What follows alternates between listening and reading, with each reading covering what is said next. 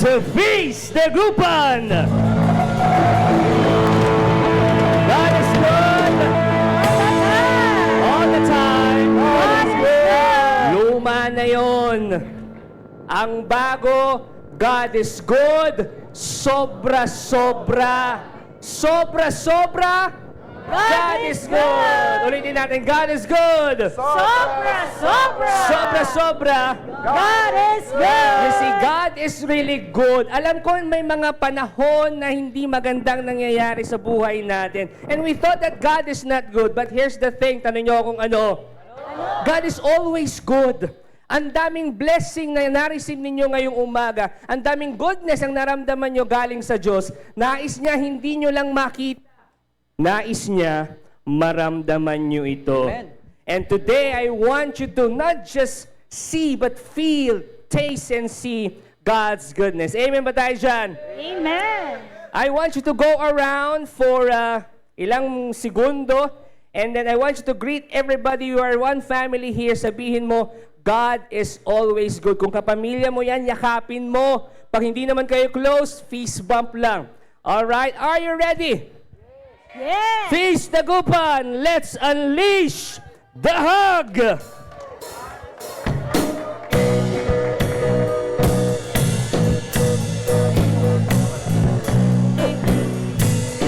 Di mo na kailangan magalinlangan kung tama ang gagawin mo. Basta't huwag kalimutan magdahan-dahan kung di sigurado sa kalalabasan. Kalalabasan ang hinahanap mo. Maliit na butas lumalaki, konting gusot dumarami. Di mo maiwabaon sa isip kabula kapag nabulag ka sa maling akala. Let's get another big hand. Love Him today. Are you ready to receive God's love and message today? If you're ready, let's pray our favorite prayer at the feast. If you have your novena to God's love, the list of your dreams, pwede niyong ilabas, erase natin, i-lift up natin lahat ng dasal at pangarap natin. Kung wala naman, it's okay. I want you to just lift up your hands and lift up your prayers to God. Are you ready? Let's pray our favorite prayer at the feast. Let's make the sign of our faith slowly and meaningfully. In the name of the Father, and of the Son, and of the Holy Spirit. Amen. All together we pray. Today, I receive all of God's love for me. Today, I open myself to the unbounded, limitless, overflowing abundance of God's universe. Today, I open myself to God's blessings, healing, and miracles. Today, I open myself to God's Word, so I become more like Jesus every day. Today, I proclaim that I am God's beloved. I am God's servant. I am God's powerful champion. And because I am blessed, I am blessing the world. In Jesus' name, amen. Friends, this is the Word of God that tells you, I am good and I love you. I will never leave you. We honor the Word. We sing.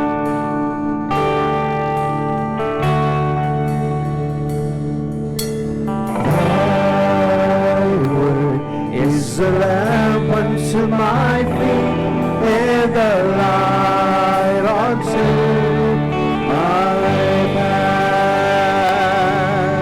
Pakisabi sa katabi mo, God is always good. Amen. Last week, sa online, wala po tayong feast on-site last week. Tayo po ay nagkaroon ng online feast dahil po sa pagbaha. Last week, ano po ang one big powerful message natin? Online. Nung feast online. May nakakaalala?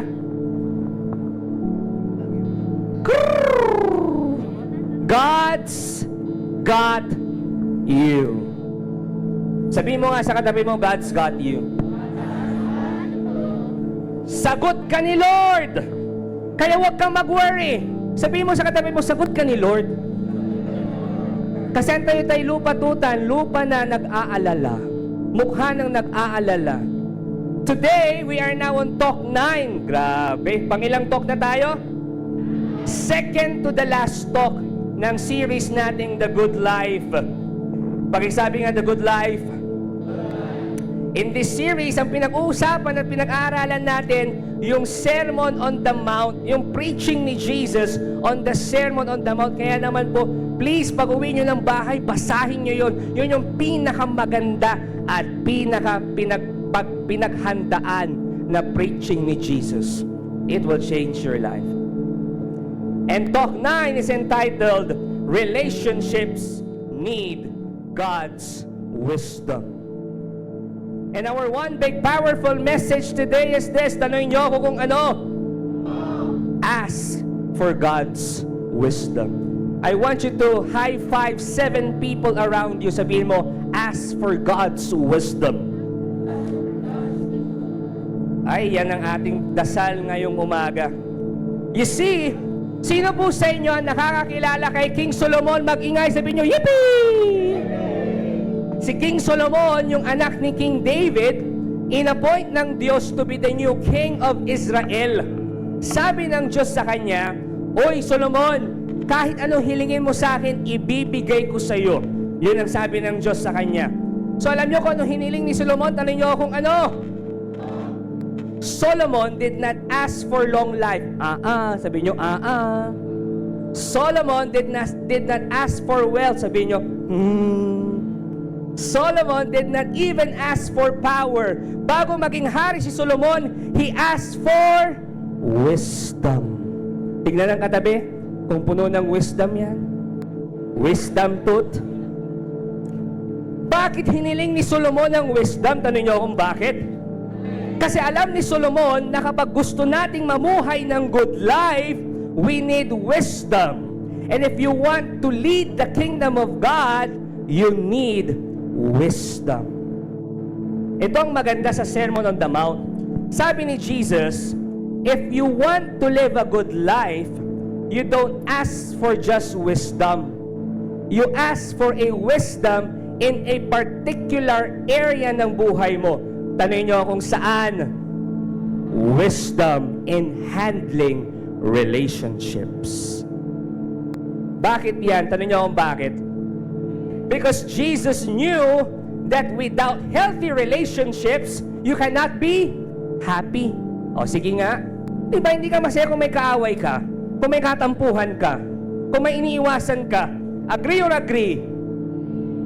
Diba baliwala ang success mo, lahat ng pera mo, kung palpak naman ang mga relasyon mo, kung magkagalit kayo ng mga kapamilya mo, kung magkaaway kayong magkakaibigan, baliwala even, listen to this, yung pagsuserve mo kay Lord sa community, sa simbahan, kung magkakaaway naman kayo, kung nagkakatampuhan naman kayo. Baliwala. Because life is all about relationships.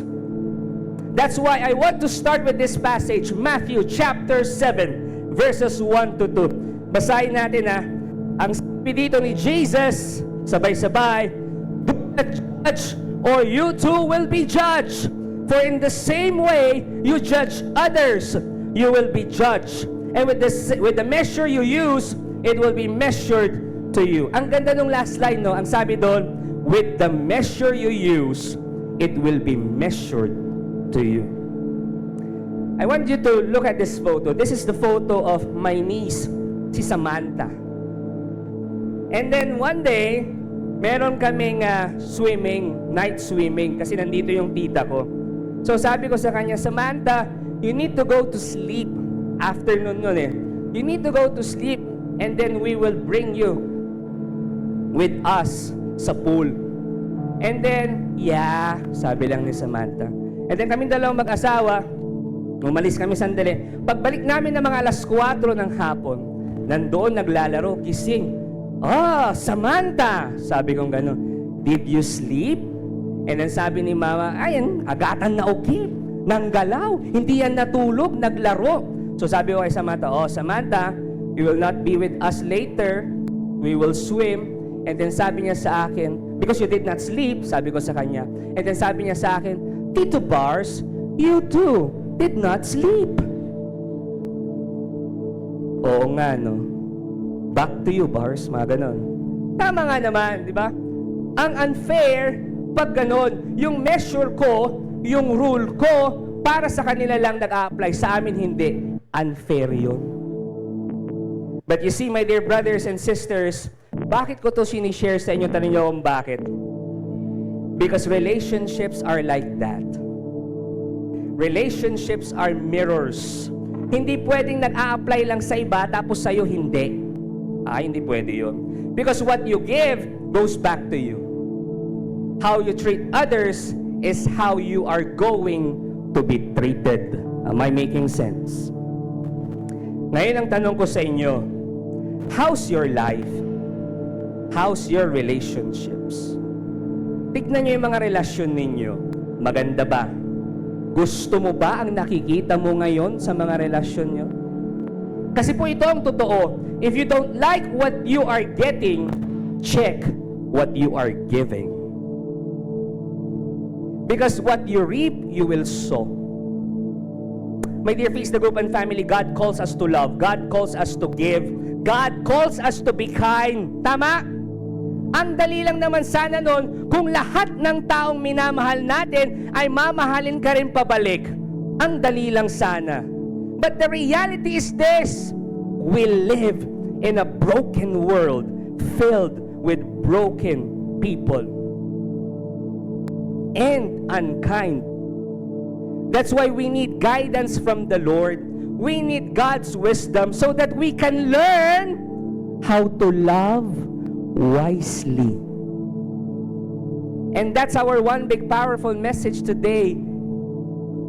I want you to ask for God's wisdom. Are you ready to pray and ask for God's wisdom? If you're ready, let's pray this prayer. Father in heaven, today, we ask for that wisdom. Your wisdom. Because there are times, Lord, ang hirap mahalin ng mga taong hindi ka mahal-mahal. Ang hirap magmahal. But today, Lord, we seek, we ask for your wisdom so that we can love more and share your love to other people. In Jesus' name we pray. Amen. We sing to the Lord.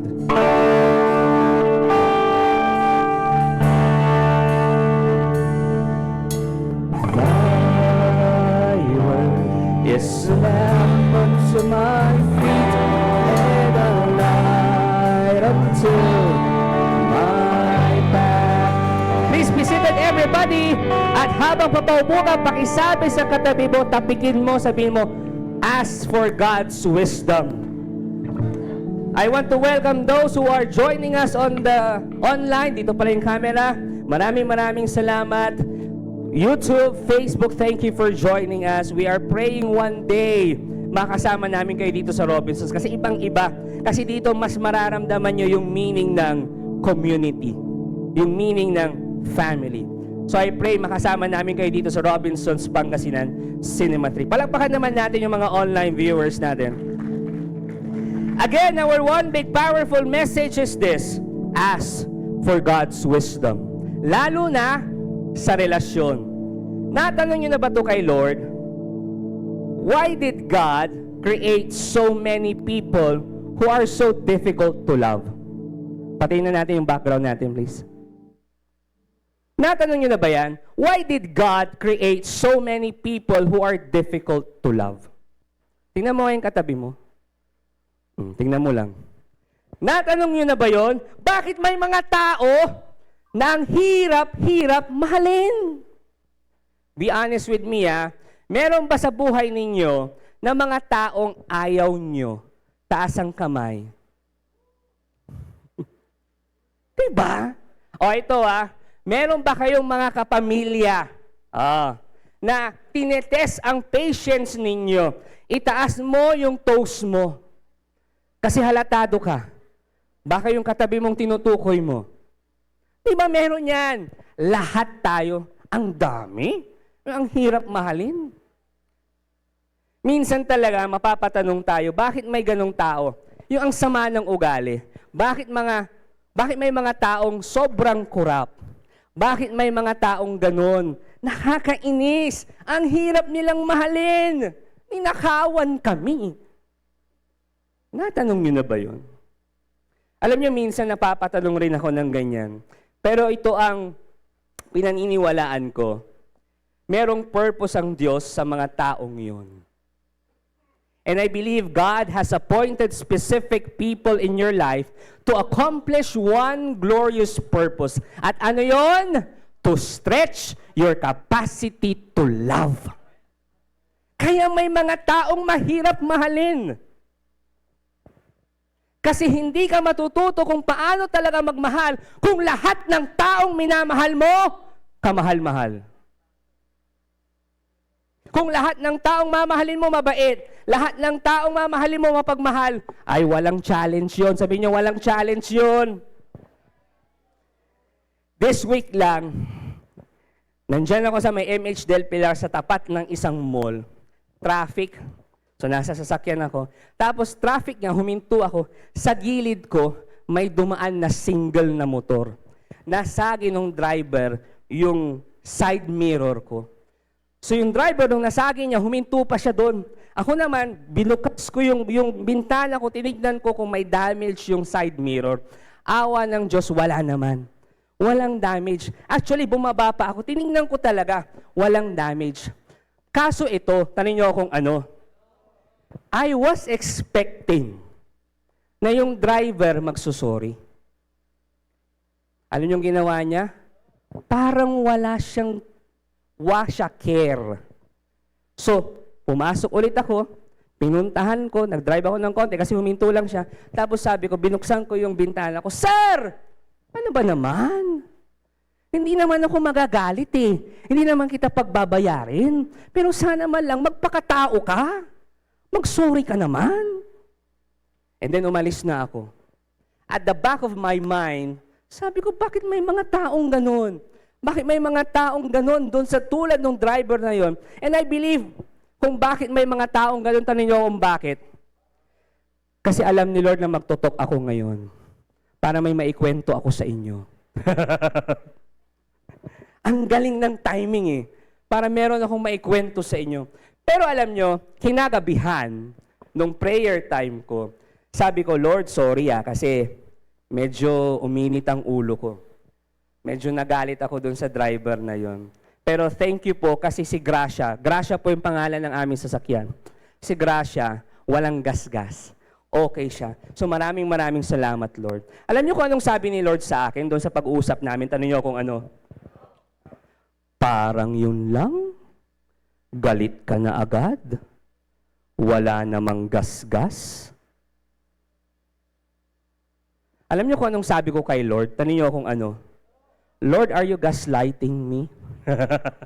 Yung tipong, sinisisi mo ba ako, Lord? Pero alam niyo ito, totoo yung message ni Lord sa akin na, nga no, yun lang, nagalit ako. Kasi in our lives, people will hurt us. People will take advantage of us. People will judge us. People will not appreciate us. People will not love us back. That's the reality. That's why difficult people can be blessing in disguise. Kasi kapag mamahalin mo lang yung mga taong lovable lang, you will never grow in love. Because you only grow in love if there are enough unlovable people in your life. O, tingnan mo ang buhay mo. Ang dami ba? Mga unlovable people dyan? Mag-grow ka sa pag-ibig. Kaya kung maraming taong mahirap na mahalin sa paligid mo, ibig sabihin, tinuturuan ka ni Lord para maging mapagmahal. At kung wala kang makitang taong mahirap mahalin sa paligid mo, baka ikaw yung taong mahirap mahalin. Baka ikaw yung difficult person. Sabi, Brother Bas, wala namang mahirap mahalin sa paligid ko. Ay, baka ikaw yun. You ask yourself. Today, my co-preacher and I would like to share to you 2 lessons. Ilan ulit? 2 lessons on how to deal with difficult people. 2 lessons para ma-handle mo yung mga difficult people. 2 lessons para ma-handle mo yung katabi mo. Difficult person. The first one will share to us by my co-preacher. Please give a warm feast the group and clap and welcome to Brother Lawrence Bandong.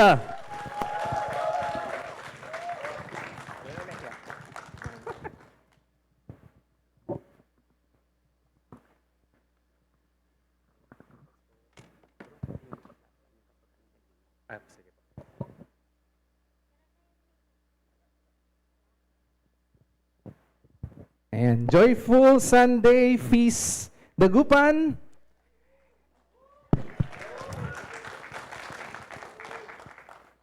Ako po ay isang guro sa senior high school at every single day, ang lagi ko pong sinasabi sa mga estudyante ko, every day, parang may dala po tayong imaginary basket o timba. At huwag kang uuwi kung walang karga yun. Ganon din dito sa feast. Every feast, mayroon po tayong dalang imaginary basket. And we make sure, punong-puno po iyon. Pakitapik yung katabi mo, may karga na ba yung basket mo? Kanina, punong-puno na, no? Pananalig at pananampalataya.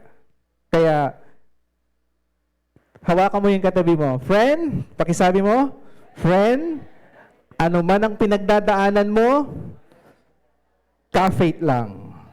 Ayan. Relationship, first relationship wisdom, do not judge. Pakiulit nga po, do not judge. Mother Teresa once said that if you judge people, you have no time to love them. My favorite definition of love is the absence of judgment. Alam niyo po, I don't know about you, pero sino po dito ang walang struggle sa pagiging judger? Okay? O sometimes nakatago sa chismis. Eto na nga. May chismis ako sa inyo.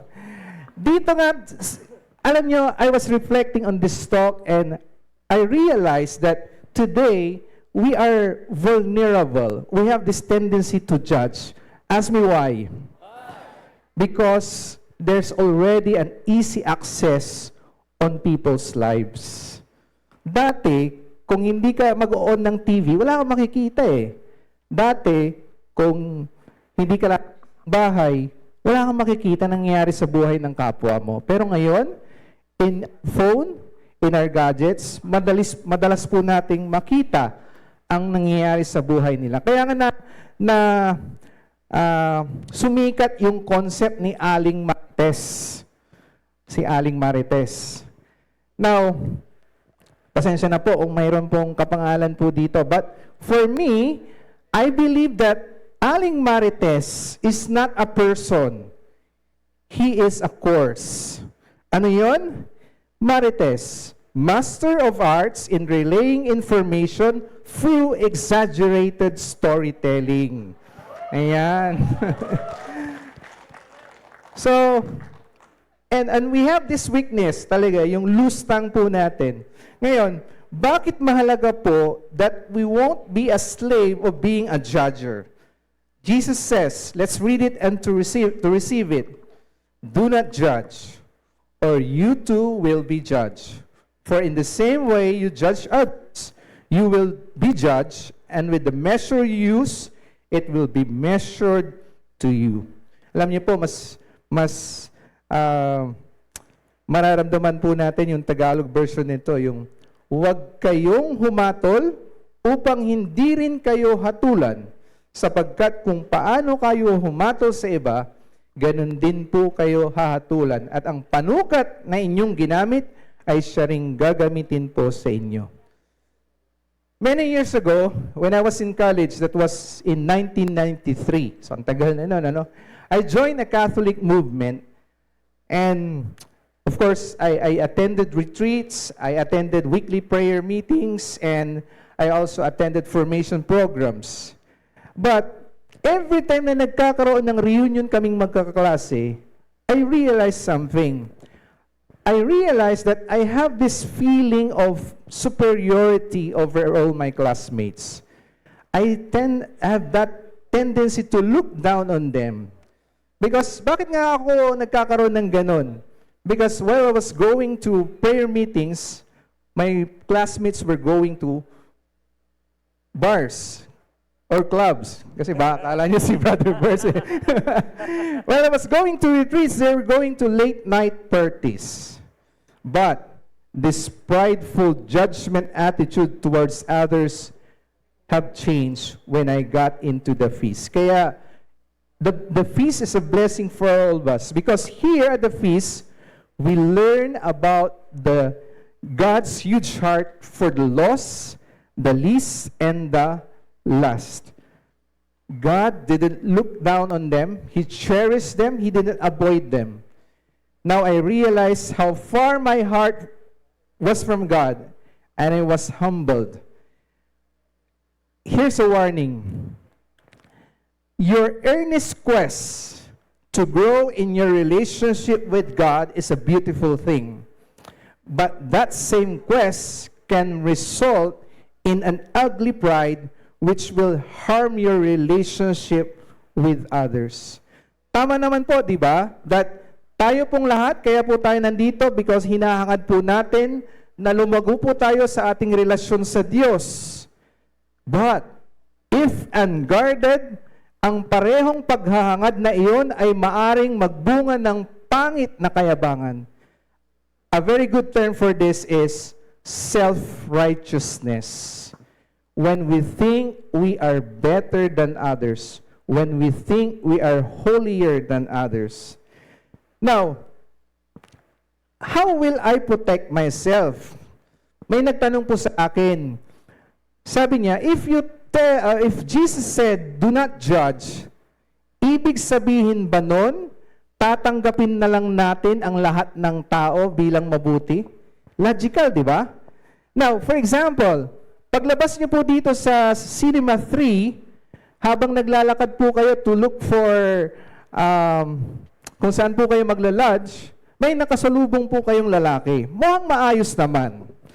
Pero, bigla po siyang umiyak po sa inyo, at ipinaliwanag niya na ang asawa niya ngayon ay nasa ospital at kailangan niya ng operasyon at kailangan niyang maghanap ng pera. At that time, sabi niya sa iyo, pwede ba akong humiram ng 3,000 pesos? At next week, pag nagkita tayo, ibabalik ko sa iyo 6,000 pesos. Nagduda ka eh. Pero sabi mo, kasasabi lang sa to, huwag kayong humatol. Okay? Huwag kayong humatol. Now, ang ginawa mo dahil hindi ka nag-judge, nagbigay ka ng 3,000, nagbigay ka ng GCash number at umasa ka na ibabalik niya yon. Now, hindi po iyon ang ibig sabihin ni Jesus. Basahin po natin ang talata lang na lumipas. Sinabi ni rin ni Jesus, by their fruit, you will recognize them. Sa pamamagitan ng kanilang bunga, makikilala natin sila. My dear brothers and sisters, Jesus does not want us to condemn people, but He wants us to discern their character so you can take appropriate action. Pakisabi nga po yung word na discernment. Discernment. Ang discernment po ay pagkilatis sa ito ang isang paraan para maprotektahan po natin ang ating sarili. Who are parents here? Discernment is a basic skill we should teach our children. Aminin po natin, we live in a dangerous world. And you cannot trust everyone. But instead of judging, do not condemn. So the better translation of what Jesus was saying is, do not condemn people. Because we don't have authority to condemn anyone. Only God can do that. Meron po sa ating Pilipino yung, wag mong ilagay ang batas sa inyong kamay. I paraphrase that, wag mong ilagay ang panghuhusga sa iyong kamay. Amen? Teacher po tayo eh. Pwede ko ba kayong bigyan ng isang tip? Sino po ang mga estudyante dito? Familiar po ba kayo sa word na hypothesis? Ganon, ano? Yan. Simple lang po. Kahit obvious na, always make the claim in the negative. Para hindi po kayo matuksong manghusga. Amen? So, here at the feast, we welcome everyone. We join broken people. Lahat naman po tayo, may kanya-kanyang brokenness. We have accepted the truth that we cannot change anyone. Only Jesus can do that. Our job is to love people as is where is.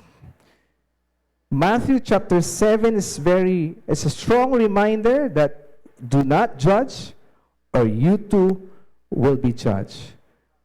Condemning others has a very serious and eternal consequences.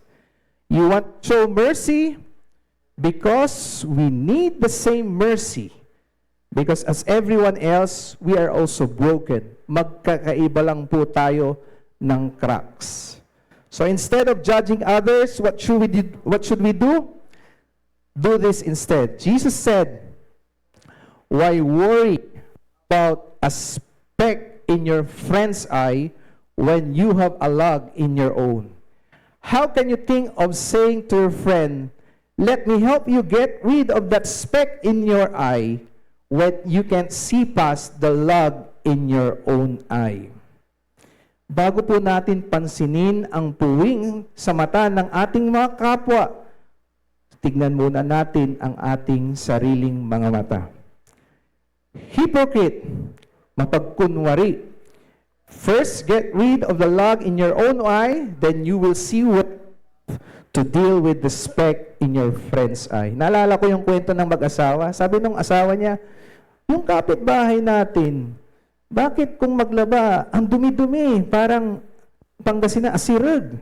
So, every morning, ganun ang complaint niya. Pero one Saturday morning, nung nagkakape sila, sabi niya, finally, natuto na rong marunong maglaba ang ating kapitbahay. Nung asawa, hindi pala, marunong pala silang maglaba. Yung bintana natin ang marumi. Kaya ang nakikita natin, marumi rin sa lahat. Pero my dear brothers and sisters, bakit nga ba very vulnerable tayong mag-judge? Why do we judge easily? Ask me why. Because we lack self-awareness. Here's the truth. We humans have this tendency to exaggerate the faults of others while minimizing our own failings. Tayo po bilang mga tao, mayroon tayong hilig na palakihin ang pagkakamali ng iba habang pinapaliit naman natin ang sarili nating pagkukulang. If we refuse to own up our flaws, we will be the worst person to point out the character flaws of others. Instead of judging others, grow in self-awareness. Naalala ko, mayroong isang psychologist na nagsabi sa amin, isipin mo bakit ka naiinis sa taong kinagagalitan mo. So, nag-isip naman ako, Nagulat po ako sa sinabi niya. Sabi niya, there's no other person but you. My dear friends, lahat po tayo ay may mga bagay na hindi natin nakikita sa ating sarili. Pero tungkulin po natin, paliitin ang mga ito. Kaya tuwing hinahuhuli natin ang ating sarili na hinuhusgahan ng iba, sinyalis iyon na dapat mo ring tignan ang sarili mo at hanapin ang bahong nasa buhay natin. Kapag natuto po tayong aminin ang sarili nating mga blind spots, doon natin nagagawang harapin ang blind spot ng iba na may awa at pang-unawa. Ngayon, tapikin mo ang iyong katabi. May karga na ba yung basket mo? Kung wala o kulang pa, tawagin kong muli si Brother Bars. Let's give a big hand to Brother Lawrence. Beautiful message. Thank you po. Thank you. Pakitaas ang kanang kamay, wagayway. Pakitapik ang nasa kanan. Sabihin mo, do not judge. Pakitaas ang kaliwang kamay, pakiwagayway. Pakitapik ang nasa kaliwa, sabihin mo, do not condemn. Do not judge. Ay, nako. Guilty ba tayo doon? Is God speaking to you today? Do not judge. Alam nyo, marami akong kakilala na nagsasabi, alam nyo yung mga kurap, ay naku, galit ako sa kurap. Lalo na sila, ang dami-dami nilang ghost projects. Tapos tinanong ko siya. Sabi ko, nung bata ka, kamusta ka? Okay naman. Kamusta yung schooling mo? Okay lang din naman. Naranasan mo na ba to? Sabi ko sa kanya. Yung sinabi mo sa magulang mo, ma, pengeng pera kasi may project kami. Pero wala ka namang project. Anong ginawa mo? Pinangbulakbol mo. O tapos ikaw, kung maka-judge ka, maka-condemn ka sa mga korap, may ghost project sila. Ikaw din naman nagkaroon ka ng ghost project nung bata ka Do not judge. Pakisabi sa katabi mo, do not judge. Alam nyo, si Jobel, isa sa mga pinaka-sensitive na senses niya, pang-amoy. Ay, grabe yan. Pag nakaamoy ng mabaho yan, ang baho! Ganun kagad. Ganun yan. May kakilala kayong ganun. Yung makaamoy lang, ay, ang baho! Wala siyang pakialam kahit sino makarinig. Minsan, nasa isang mall kami, nasa Quezon City kasi kami noon Nasa isang mall kami, tapos may isang foreigner. Tapos, katabi namin, magbabayad kami sa department store, may binili din siya. Tapos si Jobel, tinitignan na niya, hindi niya na mapigilan. Sabi niya, kinukurot na niya ako. Sabi niya, ganun na niya, tinitignan niyang ganun. So alam ko na. Pero in fairness naman kay Jobel, nato-tolerate pa niya. Na-tolerate niyang hindi magsalita. Usually kasi pag ang baho! Ganun kaagad. Pero ito, after few minutes, bigla niyang sinabi, ang baho, amoy utot! Sabing ganon. Tapos sabi ko sa kanya, halika na. Sabi ko, hindi talaga. Asaw, hindi ko mapigil. Ang baho, amoy utot! Sabi niya, paulit, halika na. Sabi ko, hindi, ang baho talaga. Asaw, amoy utot! Pagdating namin sa malayo, halika na, ako yung umutot. Sabi ko sa, do not judge. Judgmental kasi tayo minsan.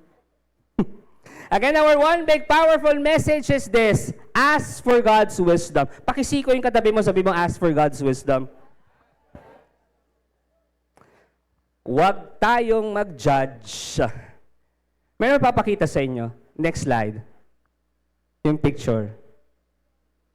Ayan, sabi niya, yehey, nanganak na yung Doberman namin. May nag-comment, judgmental, sabi, Sir, wala pong puti na Doberman. Alam niyo yung reply niya? Next slide. Doberman po yung pangalan ng aso namin. Judgmental kasi. Second relationship wisdom is this. Don't throw pearls to pigs. Yan yung pangalawang i-share ko sa inyo. Ito yung karugtong nung binasa natin kanina. Basahin natin na. Sabi ni Jesus, do not give what is holy to dogs, and don't throw your pearls in front of pigs, so they don't trample them with their feet, and turning around, they will tear you apart. Ha? Anong ibig sabihin niyang, Brother Bars? Hindi ko gets. In this verse, there are 3 important words. Ilan ulit? At ano-ano ito? Dog, pig, pearls. 3 important words. Now, we need to know the context para maintindihan natin ito. Sabihin nyo, context. Now, dati sa ancient Jewish culture, dogs were not man's best friend. Dati, ancient Jewish culture, hindi best friend ng tao ang aso. Ngayon kasi best friend na ng tao ang aso, di ba? Kasama pa niya sa picture taking. Parang ito, pakita natin. Picturean kita, sabi niya. Patingin, sabi ng aso. Delete mo yung mukha kong aso, sabi. Ngayon kasi best friend na natin yung mga aso. Pero dati hindi. Hindi nila best friend yung mga aso. Nung panahon ng Jews. Yung iba naman ganito, next slide. Kumuha ng aso para magbantay ng bahay. Ngayon, di makaalis ng bahay kasi walang magbabantay sa aso. Diba? Kumuha ka pa ng aso. Diba?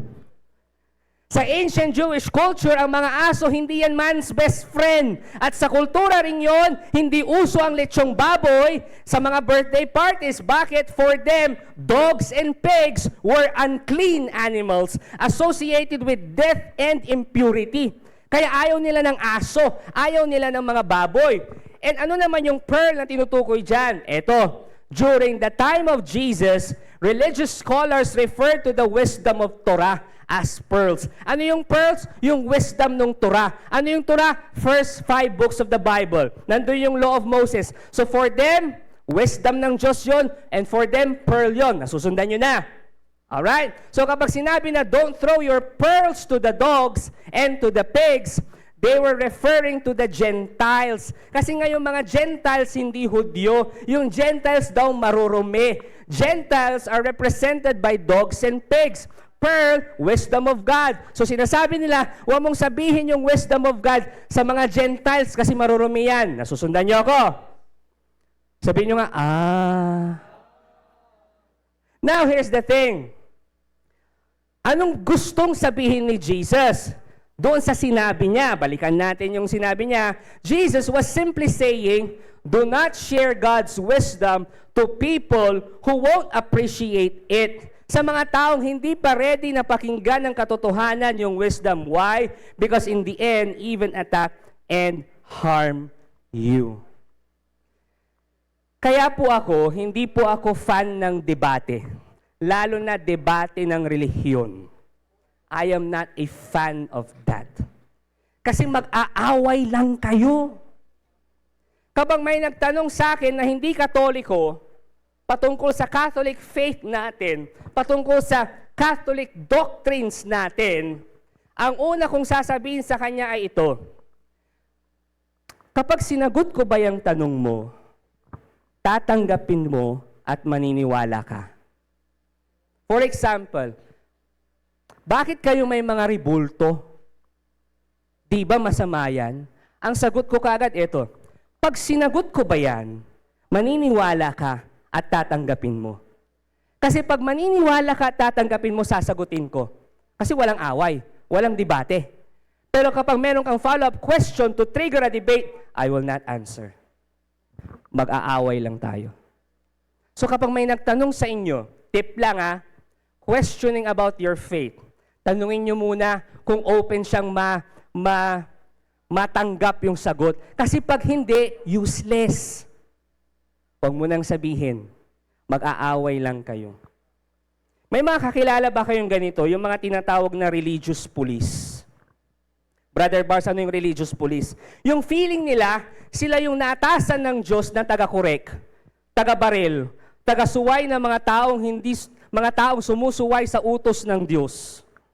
May mga kakilala kayong gano'n. Yung very righteous, yung lahat na lang may comment siya, lahat na lang kinokorek niya, lahat na lang binabaril niya. At itong problema, yung mga taong ganito, ginagamit nilang weapon, ginagamit nilang instrumento yung Bible, yung salita ng Diyos.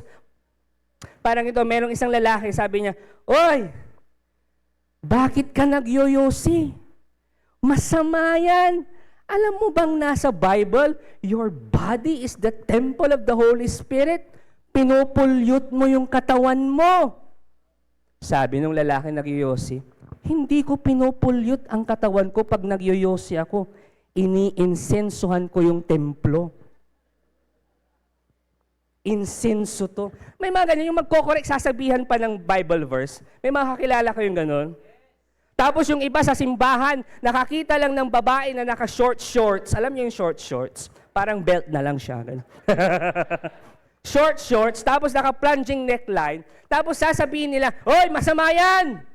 Hoy, huwag kang magsimba! Ay, bawal yan dito sa simbahan! You are causing people to sin!" Sabi sa Bible, mas mabuting itapon mo na lang ang sarili mo sa dagat at lunurin mo kaysa ikaw pang maging dahilan ng kasalanan or magkasalang iba. O di ba ginamitan na naman ng Bible verse? Ang harsh, di ba? Kaya yung iba na gustong magbago, gustong magsimba, hindi na nagbabago. Hindi na nagsisimba. Masyado tayong religious police. Kasi na-offend na sila. Dito po sa feast, pakisabi rin sa lahat, you are all welcome here. No judgment. We love you as you are. Kahit nga you are living in sin, go ahead. Come here. Because, sabi ni Jesus, the doctor or the sick needs a doctor. So just come here. We will love you. We will journey with you. Yung mga taong ganon na na-offend ng simbahan, ayaw na tuloy pumunta ng simbahan. Allergic na sa mga taong simbahan. Ang katwiran ng mga tao na ganon, na yung religious police, ang sabi nila, sinasabi ko lang naman yung totoo, di ba? Si Jesus nga, sinasabi niya rin yung totoo. I-pause natin yon. I want you to absorb that. Listen to this. Look me in the eye. Huwag niyong palagpasin to. Yes, si Jesus, sinasabi niya yung totoo. But let me clarify this. Tingnan niyo to sa screen. Jesus always spoke the truth, but He always spoke with love. I think God deserves a clap offering for that. He spoke the truth, but He spoke out of love, with love. Well, truth is powerful. Powerful ang katotohanan. Mga kapatid, lagi niyong tatandaan to, there's a higher value. At ano yon? Love. Mas mataas ang love sa truth. Oo nga, yung suot niya, naka-plunging neckline, truth yan, sige, nagkakasala siya, pero you correct it with love. Hindi yung parang ikaw lang ang anak ng Diyos pag nagsasalita ka. Ako nag-feast ako Sila hindi na nag-feast, hindi na nagsisimba. Tapikin mo ngayon katabi mo, sabi mo, wag ganon, yugyugin mo, baka ganyan siya. Wag ganon. Feeling mo naman, porque nag-feast ka, above ka na sa iba. Hindi. Sabi ni Brother Lawrence kanina, we are also broken. Kaya pansin nyo sa Bible, may story sa Bible, yung woman caught in adultery, yung tipong, the people are about to stone the woman. Anong sabi ni Jesus? Yung mga walang kasalanan, yun ang unang magbato. Anong nangyari? Binaba yung bato. Nagsipag-alisan lahat. Walang nagbato. Now, anong sabi ni Jesus doon sa babae? Lumapit siya, sabi niya, woman, did anyone condemn you? Neither do I condemn you. Hindi siya hinusgahan ni Jesus, pero ito ang pinakamahalagang sinabi niya, yung next line, go and sin no more. He spoke the truth, but He spoke it with love. Nasusundan niyo ko? He is wise. Jesus knew that condemnation and confrontation most of the times doesn't work. Anong style ni Jesus? Tanong niyo kung ano? I call this care-frontation.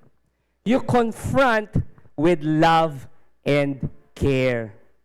Hindi kasi pwede na banat lang tayo ng banat. Hindi pwedeng correct lang tayo ng correct. Hindi lang pwedeng advice lang tayo ng advice.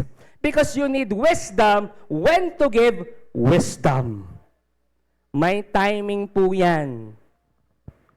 Why do we need to ask wisdom and discernment from the Lord? Ask me why.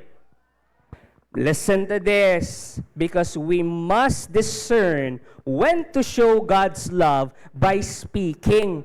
And when to show God's love by not speaking. Magkaiba yun eh. Sabi nga sa kanta ni Ronan Keating, you say it best when you say nothing at all. Walang panghuhusga. Minsan, mas powerful yung wala ka na lang sabihin. Yung wala ka na lang sabihin. Mas powerful yun. Walang panghuhusga, walang condemnation, minahal at kinaibigan lang.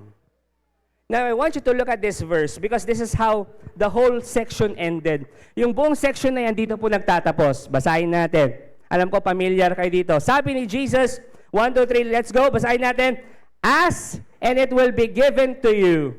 Seek, and you will find. Knock, and the door will be open to you. For everyone who asks,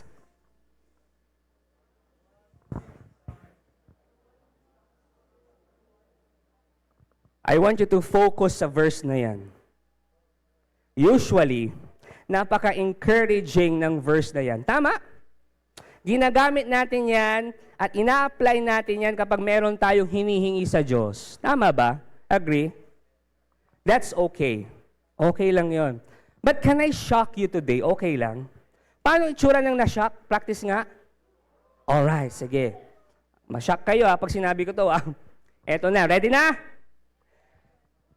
All of us here, or most of us, we thought that this verse is about asking for blessing, asking for our answered prayers.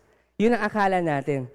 Ito na po, I want you to know na yung verse na yan is part of a whole section na it has nothing to do with blessings.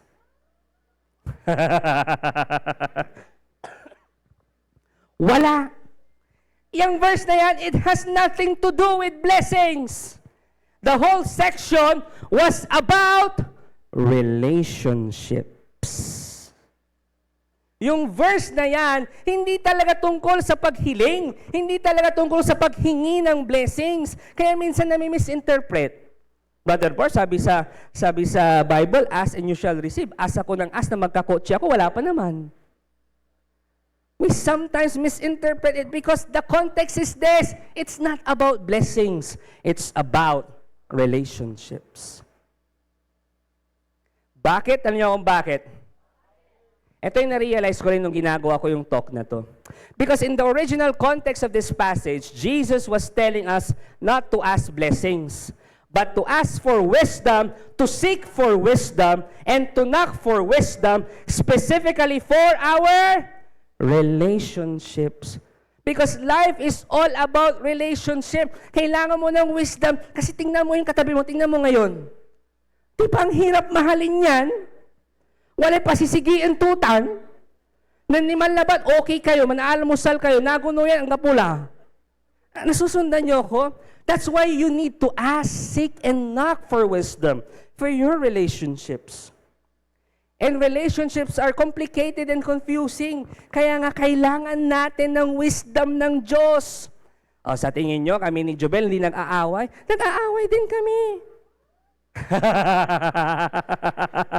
That's why we need wisdom for us to handle those kind of situations. We need God's wisdom on how to love a difficult family member. May mga tita ka na nakakaasar. Yung tipong pag-reunion, ay, bakit hindi ka pa rin nag-aasawa? Single ka pa rin, 40 ka na. Di ba nakakaasar? Ay, bakit wala pa rin kayong anak? Ang dali-dali lang namang maggawa ng anak. We, talaga ba? Sabi ko. Nasusundan nyo? May mga difficult family member. And you need to ask for God's wisdom to handle them, to relate with them. We need His wisdom so that we'll know how to protect ourselves from toxic people, tapos mamahalin mo pa rin sila at the same time. We need wisdom so that we can forgive others. We need wisdom in choosing our inner circle, our friends.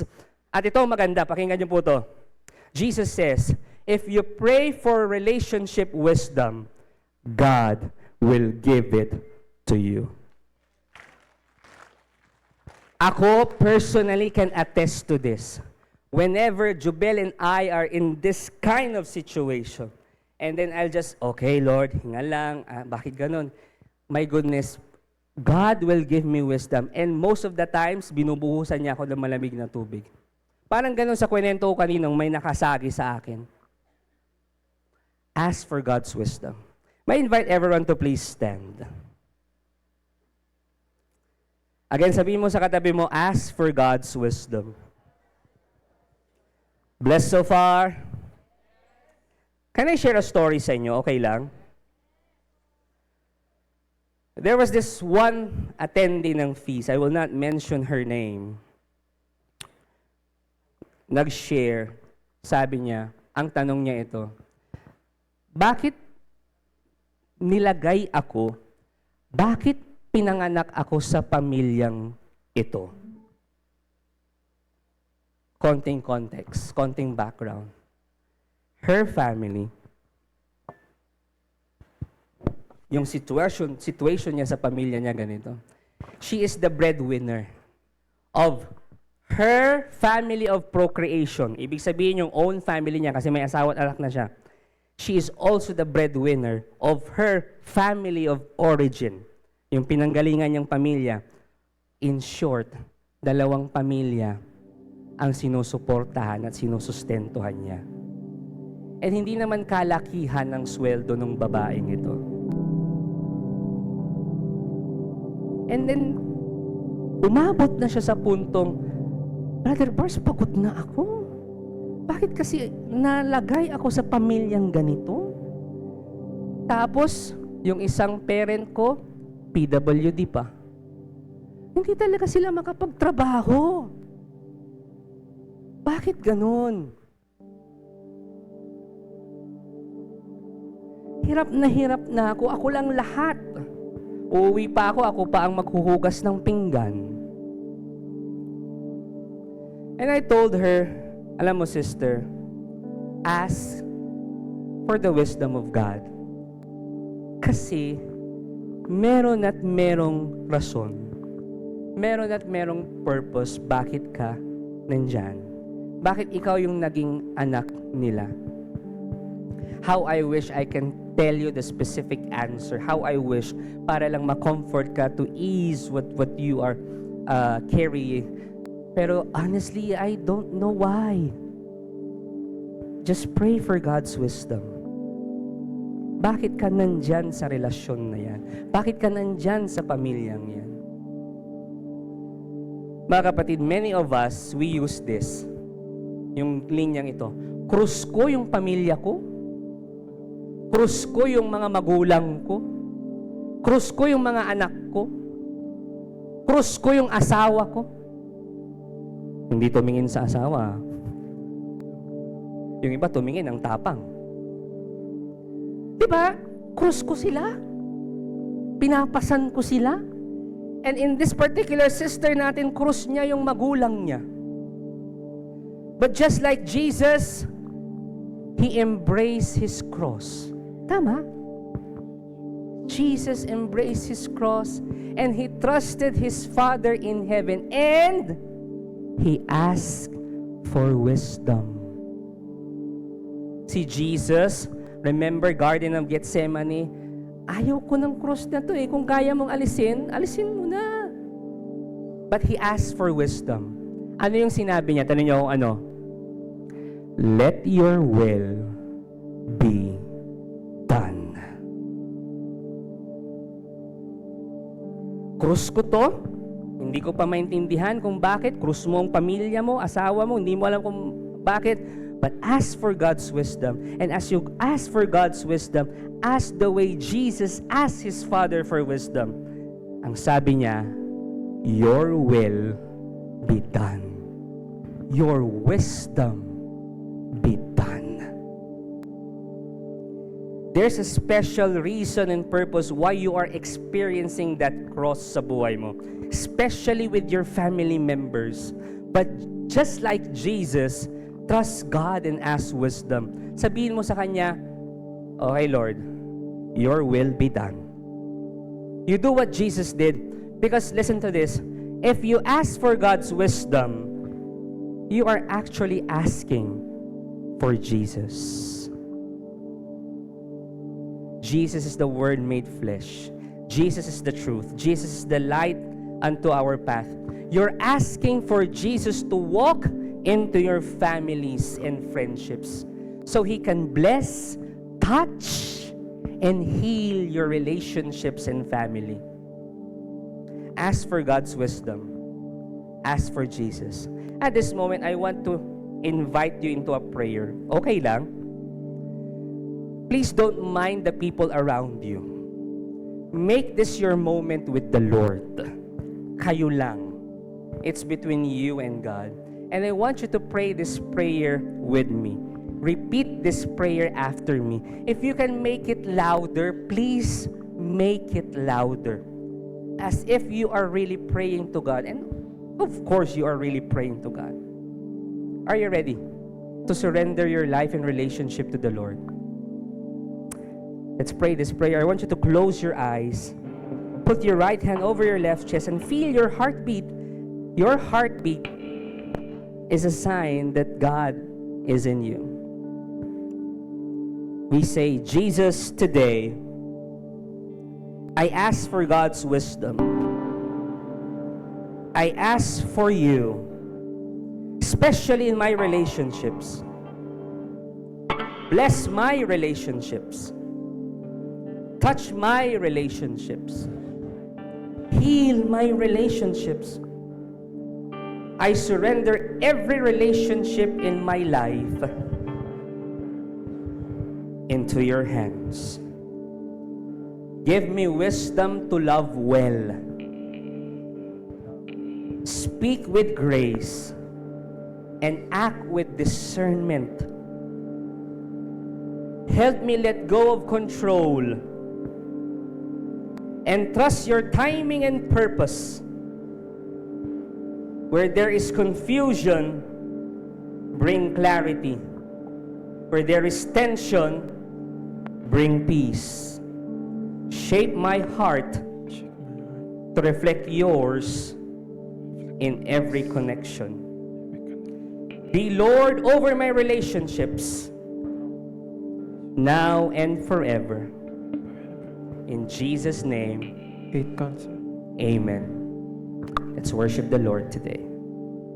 Thank you for watching. Be sure to subscribe to this YouTube channel para wala kayong ma-miss na video at live stream. Please also share this video to your loved ones, families, and friends. And do not forget that you can join us here live sa Feast Dagupan. God bless you all more. Mama Mary loves you.